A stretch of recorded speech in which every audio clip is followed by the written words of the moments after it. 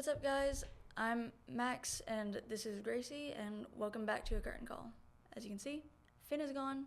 He can screw off. It's Gracie now. Today we're going over the musical Tick, Tick, Boom, and as usual, we're starting off with the history.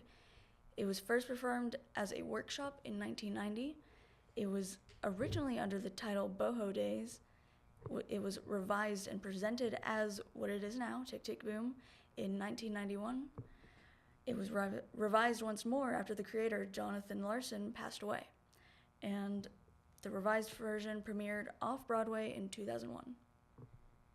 The awards, one of off-Broadway production, 2002, nominated for 10 awards. One Outer Critics Circle Award, 7 Drama Desk Award, 1 Lucille Laurel Award, 1 Obie Award, won the Outer Critics Circle Award and Outstanding New Off-Broadway Musical and the Obie Award for the Distinguished Performance by an Actor. And now onto the plot. So, I don't think you've watched this, have you? Mm-mm. Me neither. So, take this very lightly.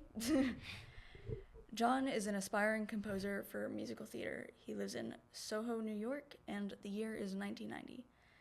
His 30th birthday approaches, and he's worried about aging and his lack of achievement, as any aspiring artist is, honestly. Yeah.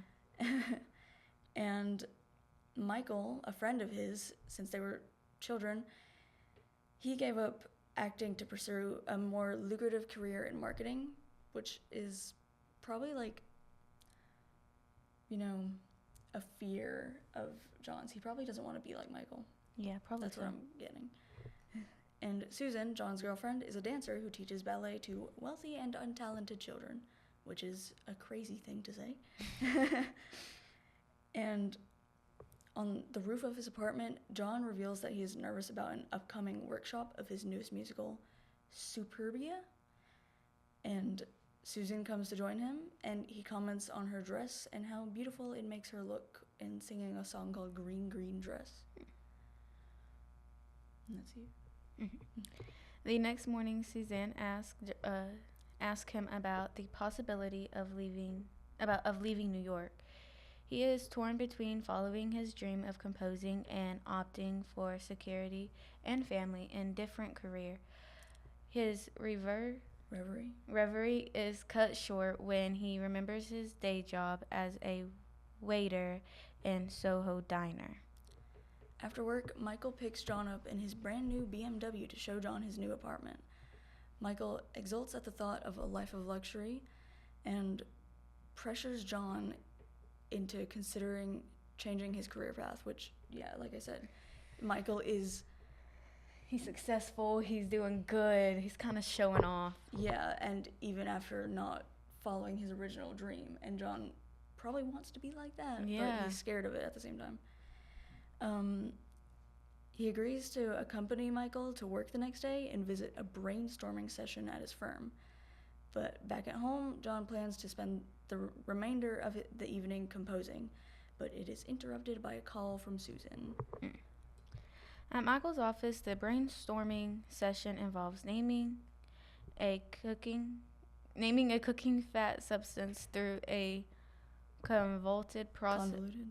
Yeah, process. He sees the futility. Yeah, of the process, and his unwillingness to cooperate gets him removed from the meeting.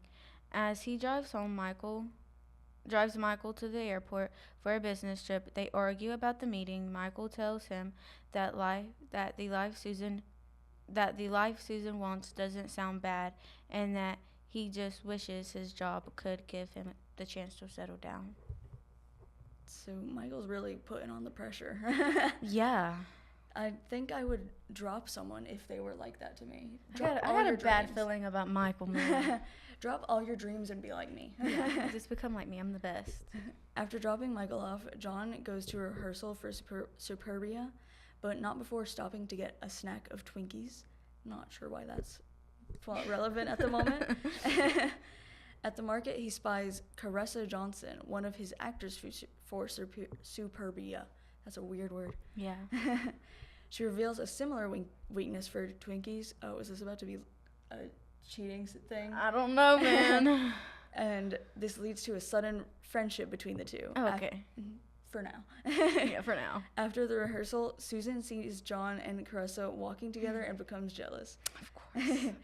He begs Susan to stay and be with him. Despite this, she leaves for home, and John thinks about what may have happened to make her behave this way. Michael, probably. Yeah, I feel like she's going to end up with Michael, like, honestly. The next morning, he arrives early at the theater for the workshop of Superia? Yeah. Carissa steals the show with her performance of Come Your Senses. John gets many congratulations, but no offers to produce the show, and so, in his eyes, the workshop has been a failure. He visits Michael and tells him that he is through with the music. Michael says that while he enjoys how he makes a lot more money now, he finds the job to be banal and unrewarding. The two argue, and John yells at Michael for not understanding fear and insecurity. Michael responds by telling him that he is HIV positive. Shocked. Whoa. Like, whoa. What a strange thing to drop. Yeah, I'm shocked over here too. Shocked, John leaves quickly and wanders through Central Park until he finds himself at a closed Delacorte? Yeah, theater. He finds an old rehearsal piano and begins to play it while collecting his thoughts.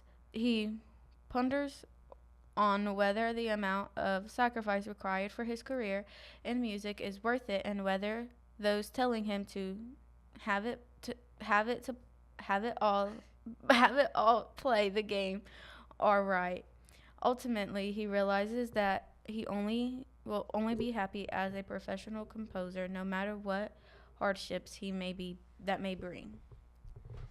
It's weird, like, timeline of events, because what does HIV have to do with Yeah, this? and, like, he just leaves. Like, he doesn't even support his friend. The next morning is John's 30th birthday party, and he sees Susan, who is getting ready to leave. She gives him a birthday gift, 1,000 sheets of blank manuscript paper. They agree to write to each other, and she leaves. The phone rings, and the caller is John's idol, Steven Sondheim. I'm gonna go with that.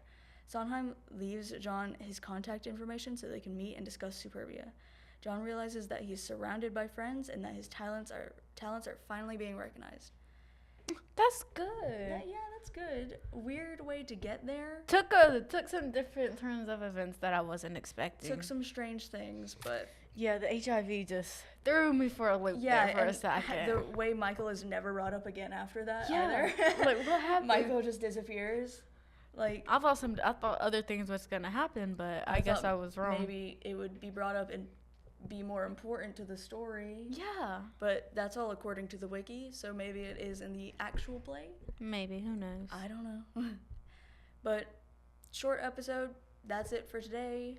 Bye-bye.